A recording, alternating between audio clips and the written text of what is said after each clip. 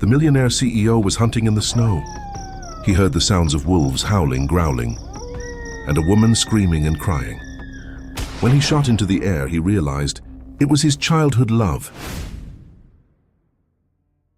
The whole forest seemed to be holding its breath. The wind blew through the dry trees, carrying heavy snowflakes that fell in complete silence. Nothing moved, except her. Up there, clinging to a crooked branch of a tree that was probably already dead, a woman was trying not to fall. Her hands, purple and weak, were shaking. Her face was covered in a mix of dirt, sweat, and melted snow. Her eyes didn't blink. They were fixed below, watching the moving shadows.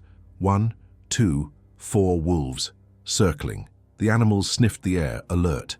They paced around the trunk again and again, leaving deep footprints in the soft snow, stained here and there with red drops. The smell of blood was everywhere, but she didn't scream. Her half-open mouth only let out steam from short, weak breaths. What she held tightly against her chest hardly moved. A bundle, small, wrapped in thick cloth, wet and dirty.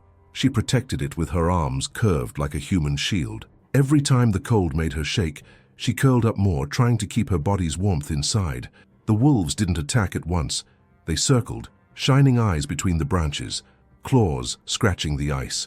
One of them came too close and sniffed the trunk. It smelled the wound. Her leg was bleeding. A deep cut crossed the right side of her calf. Blood ran under the torn trousers, dripping slowly.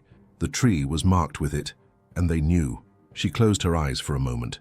She wanted to hold on, just a bit longer.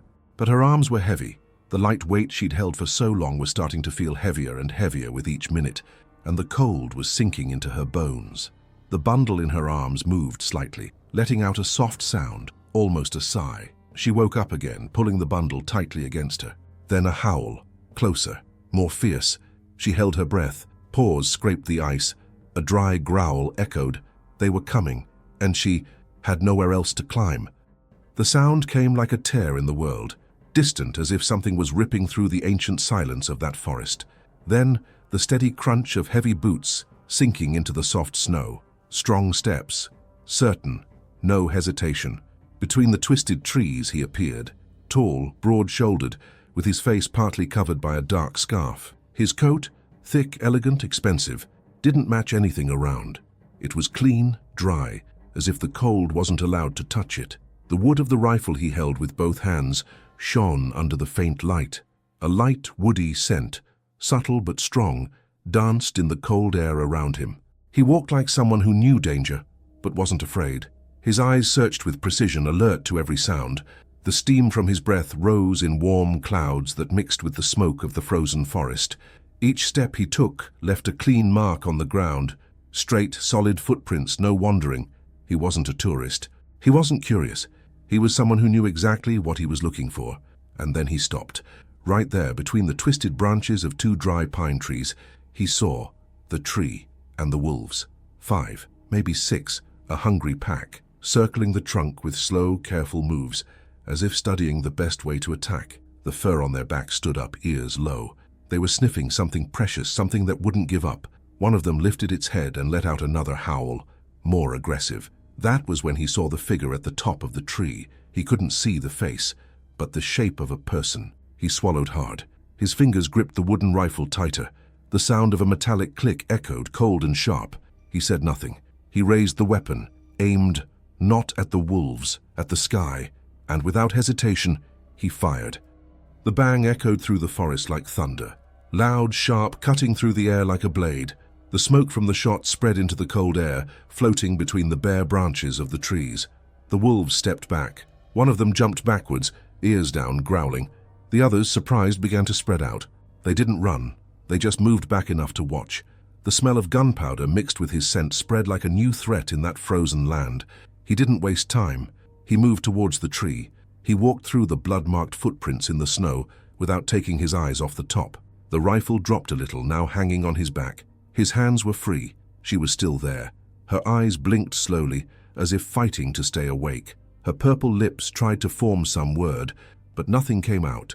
The bundle in her arms was still moving, light, small, alive. She didn't let go. He reached the base of the tree. "Hey," he said in a low voice, firm, but with something different in the tone, a kind of care, a sense of urgency. She could barely answer. She just turned her face toward the voice. He looked at the branches, judged the height, and climbed with precision, with strength, with precision, like someone who had done this before.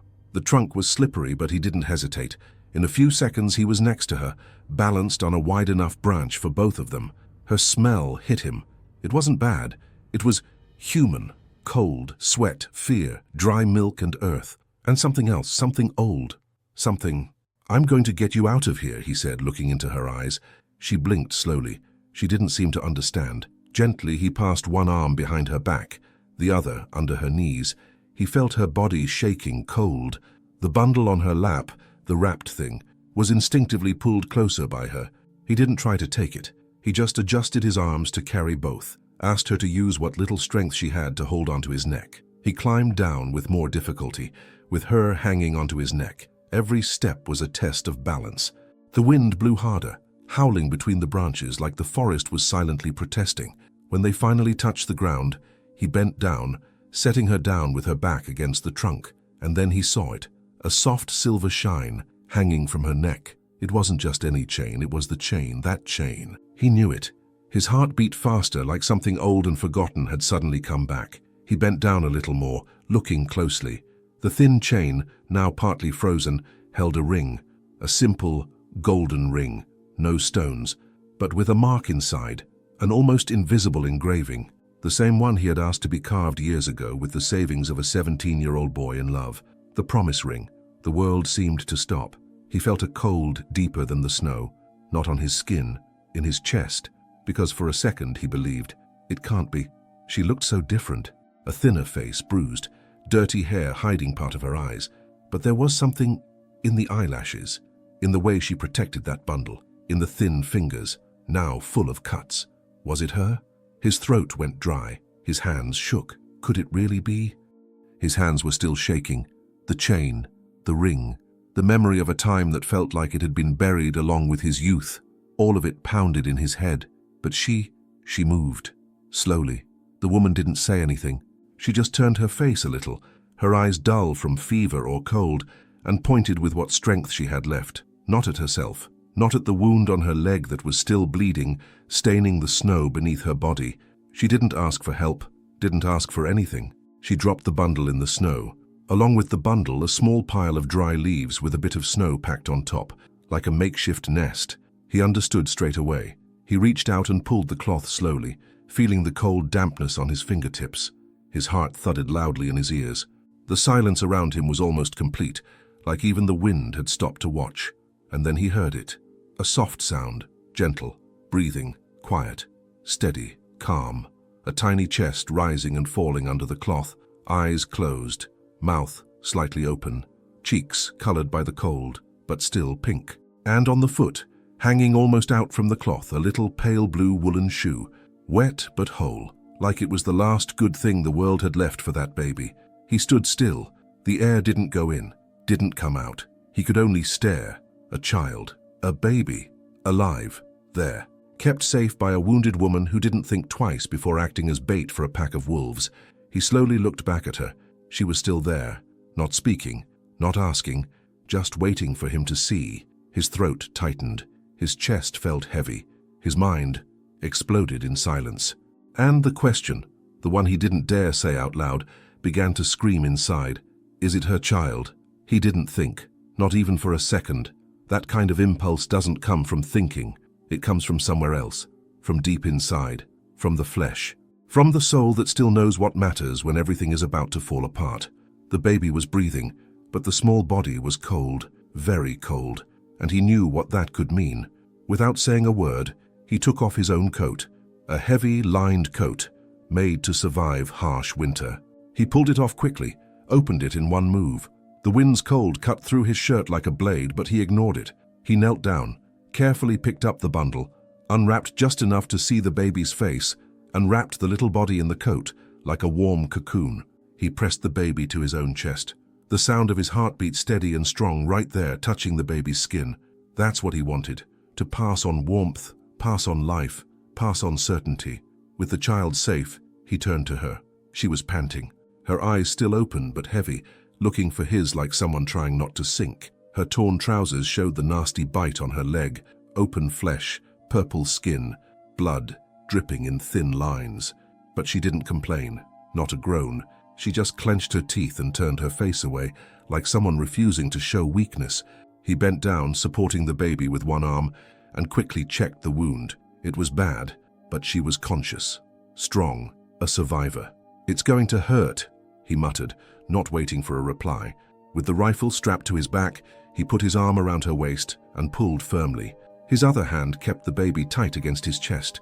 Her body was too light, far too light for someone who had faced wolves and cold for hours. But there was strength there, tense muscles, not from fear, from pride. She tried to take a step. She stumbled. He held her tighter. "I've got you."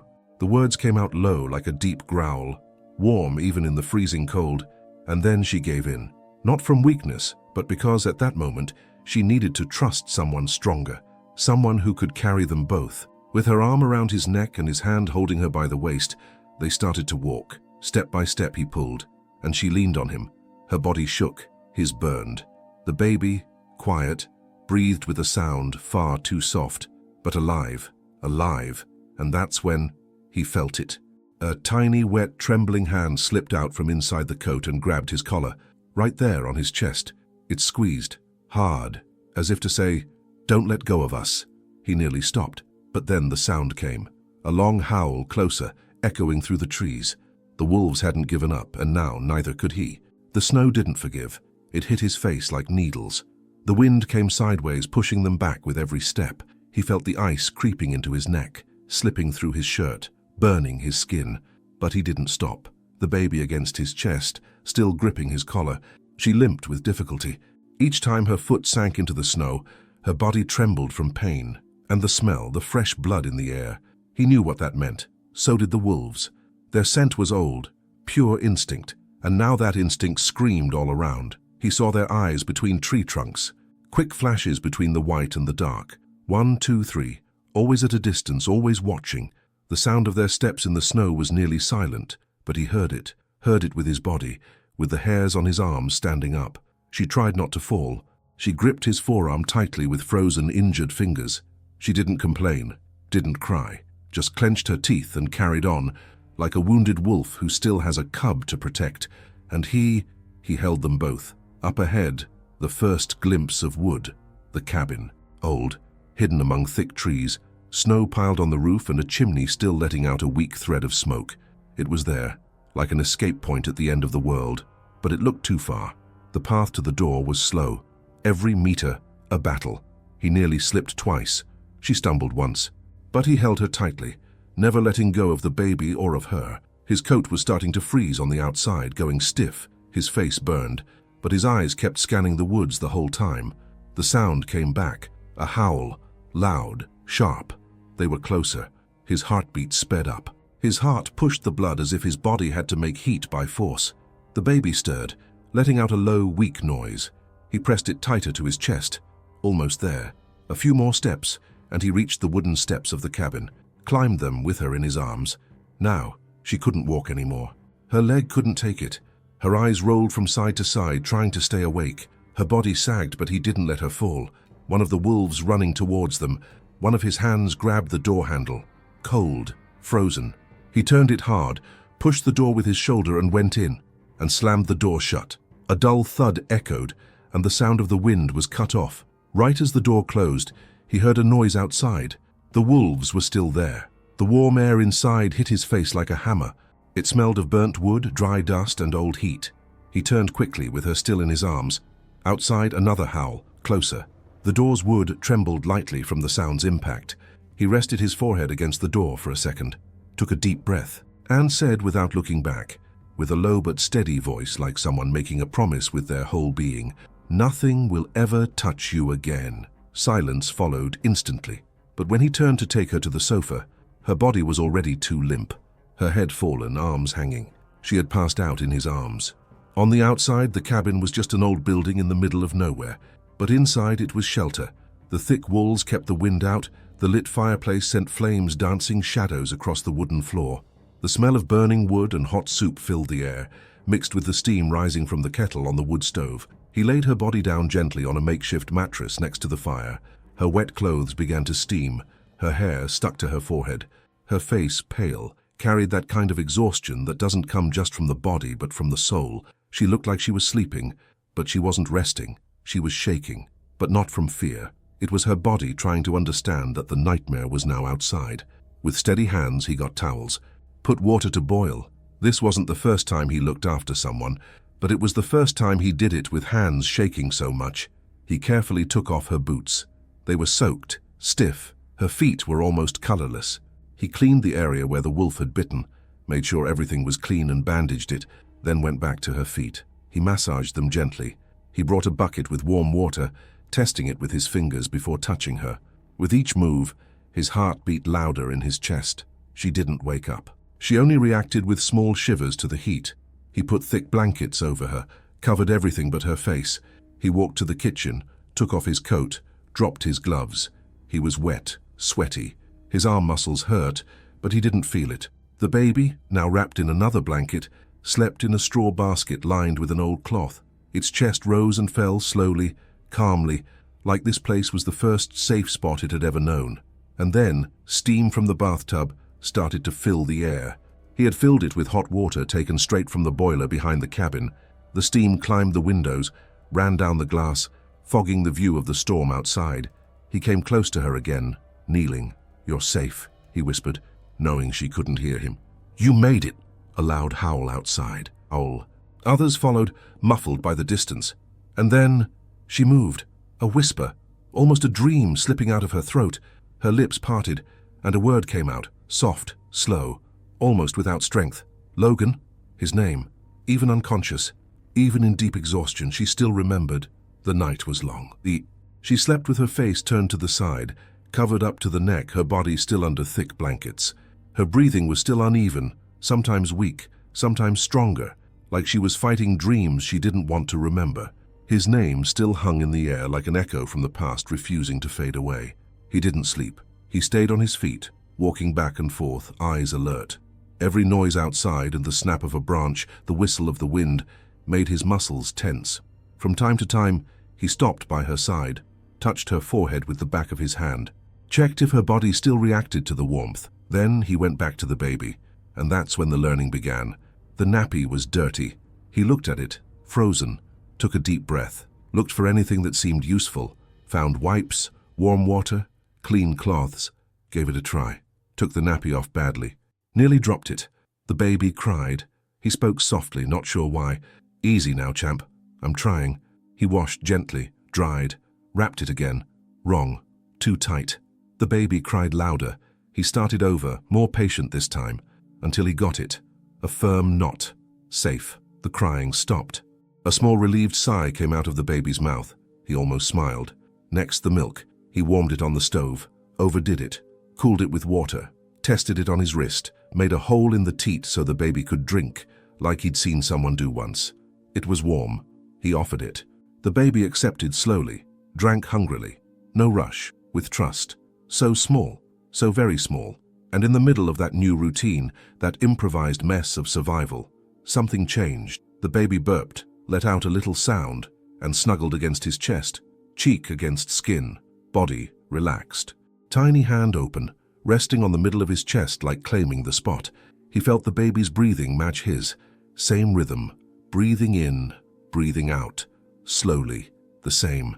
It was like that tiny body had found the exact place it was meant to be, and he, too. There was no more noise outside, no wind, no wolves, just the sound of wood cracking in the fireplace and his heart beating hard inside.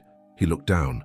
The baby's eyes opened for a moment, and there they were, her same eyes, exactly the same. She woke up slowly, like someone coming back from a faraway place. Her eyes opened little by little, fighting against the warm light of the fireplace. First the dark wooden ceiling, then the soft sound of the fire crackling, and then him, sitting in a nearby armchair with the baby in his lap, drowned in silence, holding the boy with the care of someone holding a secret. She blinked slowly, her heart beat faster. For a second she thought she was dreaming, that maybe she had died and this was just a nice memory made up by her mind, a comfort before the end. But the smell of soup, the warmth of the blanket, the weight of her bandaged leg, it was all real, too real. He noticed her moving, looked at her, and his eyes didn't have anger or pity. They had relief. She turned her face away. It wasn't shame, it was fear. Fear of looking at the only man she had ever loved, and losing that too. He came closer, slowly, gave her a cup with hot tea. Her hands held it tight. Her thin fingers closed around the mug, as if that warmth was the only thing still keeping her in the real world. The silence between them was heavy, thick, full of everything that hadn't been said, until she spoke. "I know what you must be thinking." Her voice came out rough, low, but steady. He didn't reply, just waited. She kept her eyes on the edge of the cup. "That baby, he didn't come from love." The words came out in pieces, like each one hurt on the inside. "It was at a party. I didn't even want to go. But they convinced me. Said you were going to be there, that maybe we'd meet again." She swallowed hard. "I didn't drink, I swear. Just one glass. But then everything went black. I woke up in a strange room, bleeding, alone, my clothes torn, and I couldn't remember his face." Her hands gripped the cup tighter. Her knuckles turned white. "I had never been with anyone before. That was my first time, me passed out and a stranger. And I don't even remember his face, Logan. I don't remember." Her voice broke. She took a deep breath, trying to hold back the tears. "A month later, I found out I was pregnant. And the worst part, no one believed me. No one. They said I was trying to hide shame, or that I wanted attention. My mum called me a shame, said I was worth nothing. I left, so I wouldn't have to see that look again." Now her eyes were full, but she didn't cry, because she had already cried it all out. Now she was just telling, and telling hurt more than bleeding. "I only wanted to protect him, that's all. Stay away from everything, from everyone, so no one would look at me like rubbish." She finally raised her eyes and looked at him. "Even you. I didn't even know I'd see you again in my life." The cup was shaking in her hands, and even so, she didn't let go. He was standing, frozen, in front of the misted-up window. The light inside showed his face on the glass, mixed with the white outside. And it was there, in that cracked bit of ice-covered glass, that he saw what he feared most. Himself. Not the man he was today, but the boy who once promised he'd never leave her alone, and failed. The reflection shook with his warm breath hitting the cold. It was like even the glass didn't want to look. He placed his hands on the windowsill, his knuckles pale. Where was I? That question wouldn't leave his head. While she was judged, pushed away, betrayed, he was building, winning, climbing, in glass-walled meeting rooms wearing £5,000 suits. While she bled alone in a room, he toasted new deals. While she ran with a baby in her belly, not knowing where to go, he was buying islands to rest. His chest tightened, his pride, his career, the millions. It all seemed so silly now, because not a single penny he made could give back what she had lost. The years, the dignity, the peace. He leaned his forehead on the glass and cursed himself for not looking for her, for believing the story that she had forgotten him, that she had moved on, for letting the silence grow between them until it became a canyon. She had lived through hell. And he, who always thought he was a good man, realized then that he wasn't. At least not with her, not when she needed him most. The wind howled outside. The ice cracked on the edge of the window. He took a deep breath, closed his eyes, and decided. It didn't matter what it would take. Time, strength, money. It didn't matter how many doors he'd have to break down or how many bridges rebuild. He would do what his heart now screamed so loud it hurt. He wasn't going to lose her again. Never again. The silence of the cabin was broken by the soft sound of dragging footsteps. He first heard the creaking of the wooden floor, then the muffled sound of the blanket being moved aside, and finally the quiet cry of the baby being lifted from the basket. When he turned around, he saw her standing, trembling, her body bent with pain but her eyes full of determination, the child in her arms, her face hard. She was limping. Every step was a punishment, but she didn't stop. She wasn't wearing a coat, just the clothes he had left nearby, an old sweatshirt and flannel trousers that dragged on the floor. Still, even injured, even pale, she walked toward the door. He took a step, confused. "Hey, what are you doing?" She didn't answer right away. She was busy trying to steady herself. One hand held the baby gently, the other searched for the door handle. When she found it, she grabbed it firmly, but her fingers were shaking. From cold, anger, or fear, he didn't know. "You don't understand," she said without looking at him. "This world here, it's not ours." Her voice was dry but full of hidden pain. "You've got a plane, a business, bodyguards, and me? I've got a child in my arms and nothing to my name, just a past no one wanted to believe. She took a deep breath, her shoulders rising and falling, trying to stay calm. You're not obliged to help us, not at all. We're not part of your life. We haven't been for a long time. Her hand turned the doorknob, but the door didn't open, because he was already there, between her and the way out. He didn't say a word, just stood there, like a wall. His eyes were red, his chest rising and falling fast. And still he didn't raise his voice, he didn't use force, he didn't threaten. He just knelt down, right there, in front of her, at the baby's level, his eyes fixed on her like nothing else existed in the world. I'm not here out of duty, he said softly, his voice cracking. I'm here because I couldn't forget you. Not for a single day. Not even when I thought you'd left me. Not even when I hated you for it. She shut her eyes tightly, like his words hurt more than any wound. I thought about you all these years, about what it would have been like if we'd stayed together. And now you're here. And I know maybe it's luck, or fate, or the universe shouting that there's still time. He breathed deeply, clenched his jaw, fighting the urge to explode. It wasn't your fault. And even if it was, I'd still choose you. Again. Every time. He reached out his hands, open, asking for nothing. Protection isn't prison. It's a choice. And I choose you. Both of you. The baby moved its little arms, made a soft sound, almost like a sigh. She looked down, at him kneeling, at the man she once loved. Now there, broken, humble, asking for space. Outside, tires touched the snow. A car. Someone was arriving. He had called for backup, security, an escape plan. But that wasn't what mattered now. What mattered was what she was going to choose, and her hand still shook on the doorknob. They went in silence to his house. There she sat on the sofa, the baby asleep in her arms, now wearing clean clothes, warm, her feet covered by thick socks. She still looked tired, but her eyes weren't cloudy anymore. They were clear, alert. For the first time since he'd found her at that tree, she was breathing without instant fear. He was making coffee in the small kitchen, facing away, focused on the smell rising in the air, mixed with the scent of burning wood. There was a quiet calm between them, a thin thread of peace growing, fragile but real. And then the phone vibrated, the screen lit up, glowing on the dark wood table. Once, then again, 3 times in a row. He found it strange, picked up the phone, looked at the screen. The number was unknown, no name. But the message? His hand gripped the phone tightly. Nice, the new family. Wonder if the boy bleeds easily too. His chest locked.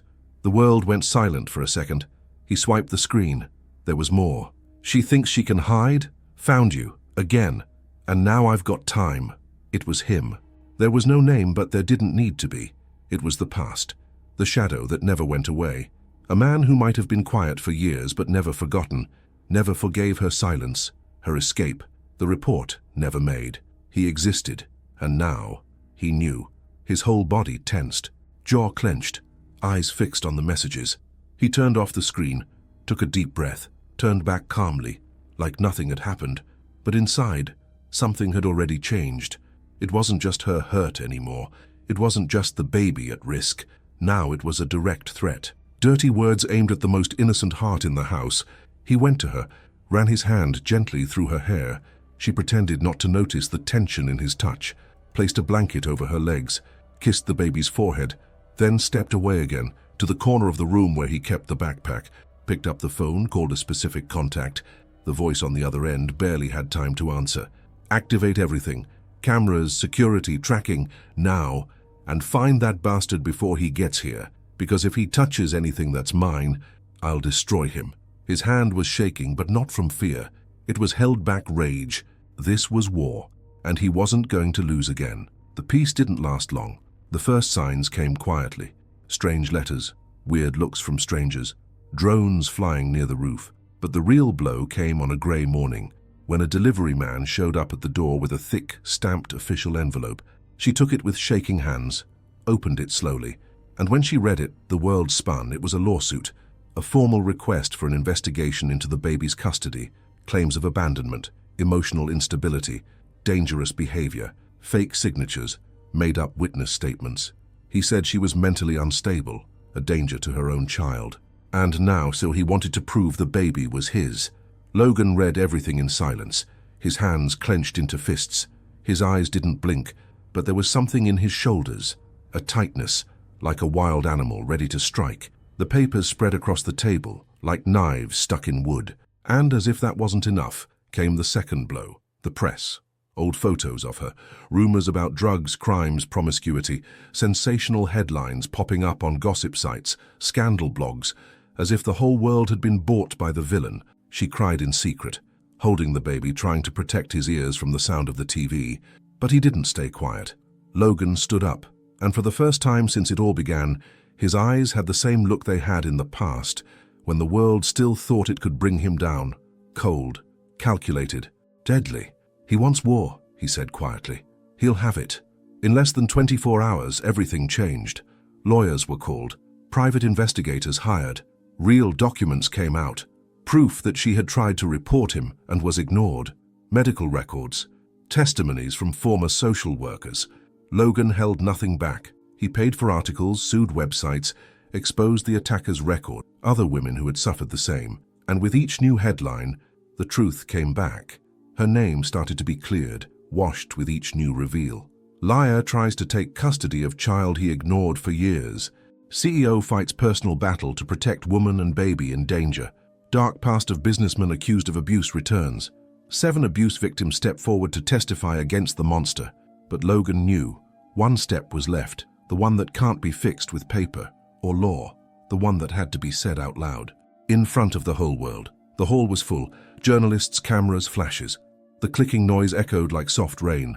Outside, a crowd pressed behind the barriers, trying to catch a glimpse of the man at the center of all the rumors. Logan stood in the middle of the stage. Dark suit, strong posture, but his eyes more human than ever. It wasn't a normal press conference. It wasn't about companies, stocks, or billion-pound deals. It was about something far more important. Beside him, an empty chair, and in his arms, wrapped in a blue blanket, the baby. The same one he had found hidden in the ice. The same one who had grabbed his collar with a tiny hand, as if saying, "Protect me." The microphones trembled on the table, but Logan didn't touch any of them. He slowly turned to the journalists. Total silence. Everyone wanted to hear, everyone wanted to know, and then calmly but powerfully he lifted the boy. The spotlight hit the child's pale skin, wide, alert eyes, a tiny, wet mouth, a peaceful expression. He didn't cry. He felt safe, held in the right arms. Logan took a deep breath, steady. His voice didn't shake. "This is my heir." The room froze. No questions, no flashes. Only the baby's breathing, as if confirming it with his little body. Logan looked forward, straight into the cameras. "This boy is part of me, not by blood, but by choice, for what he means. For the strength of the woman who carried him, who fought, who bled and survived. For the woman I've loved since I was 14 or 15 years old. For the woman who was hurt by a monster, but God made a flower grow in hell." He looked down and gave a small, gentle smile as the baby stretched out a hand toward the microphone. Then the baby touched the cold metal, held it, as if he was ready to speak. The crowd held its breath. From the back of the hall, she watched everything.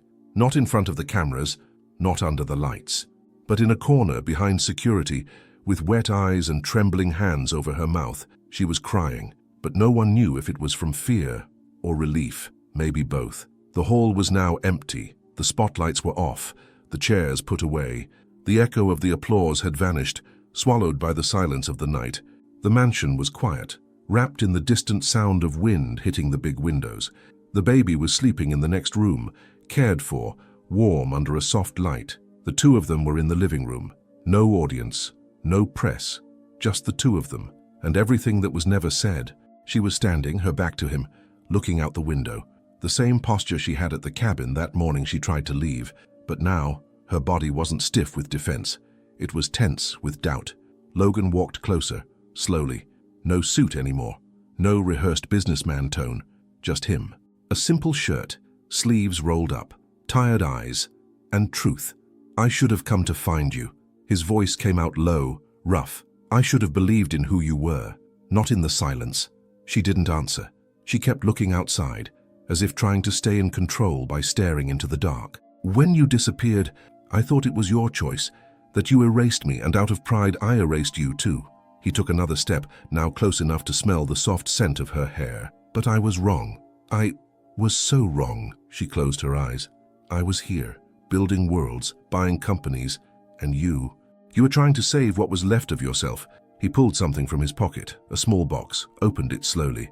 Inside, the ring, not a new one, the old one, that one, the one he gave her when they both still believed love could be simple.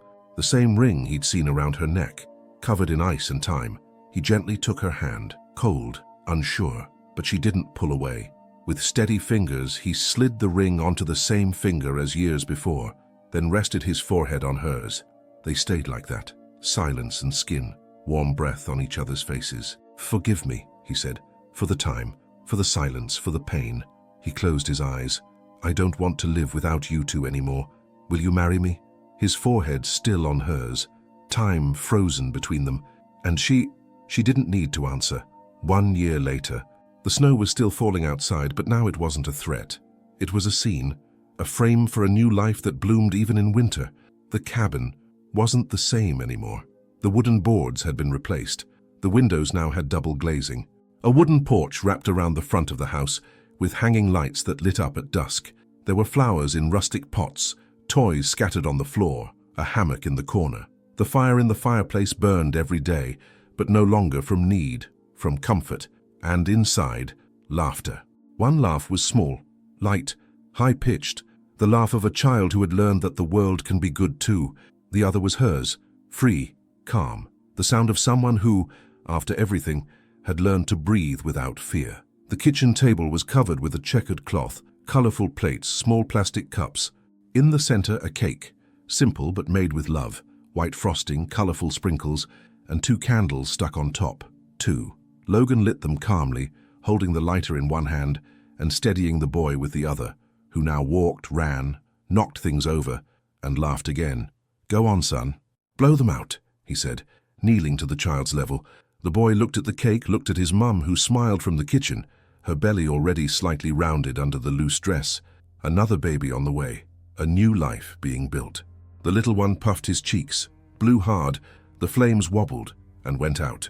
Claps, laughter, soft music playing in the background, smell of freshly cut cake. She walked over slowly. Logan held out his hand. She took it, their fingers interlaced, like it was the first time, or maybe the last, if time stopped right then. Their eyes met in the middle of the noise, the life, the good mess that now surrounded them. He gently squeezed her hand, looking at the boy, the cake, the house. She answered with a small but full smile. No words needed. It was a simple gesture, but final. She held his hand, and she wouldn't let go again. The ground was covered in white, as always, but now it wasn't scary. It was part of the view, part of life. In the cottage's backyard, footprints made a trail in the soft snow, 3 different marks side by side. One was wider and deeper, from strong steps. Another was light with little pauses, like each bit of ground was being felt, and between them a short, clumsy, crooked steps, as if the world was still being discovered by feet that were too small. The boy ran ahead, laughing loudly, with a red nose and rosy cheeks. He tripped over his own excitement, and every time he fell, he was caught before hitting the ground. His father's big, warm hands were always there, always ready. She walked slowly, watching the two of them, with her hand resting on the belly that grew bigger each week. Her hair was tied in a messy bun, a blanket wrapped around her shoulders, and an easy smile of someone who had found her own name again after years of just being silence. Logan looked at her all the time, between his son's laughs, between one step and another. He didn't say anything, but he said everything. Because now they had a home, they had a routine, they had peace. The pain hadn't gone and it had been welcomed. The past hadn't been erased. It had been faced, with courage, with truth, and with love. A love that didn't need to prove anything to anyone anymore. There in the middle of that forest where everything nearly ended, was where it really began. The wind blew gently, lifting little swirls of snow. The footprints went to the end of the trail. 3 marks, 3 lives, 3 stories now mixed into one. And inside the cottage, the fireplace was lit, waiting. The smell of bread coming from the oven, a blanket spread on the sofa, 2 pairs of slippers, and 1 extra pair waiting for the next one. Because the end was just the beginning. Would you forgive someone who let you go, but faced wolves and the whole world to bring you back? Tell me in the comments. I want to know your thoughts. And if this story touched you, don't forget to like, subscribe, and share.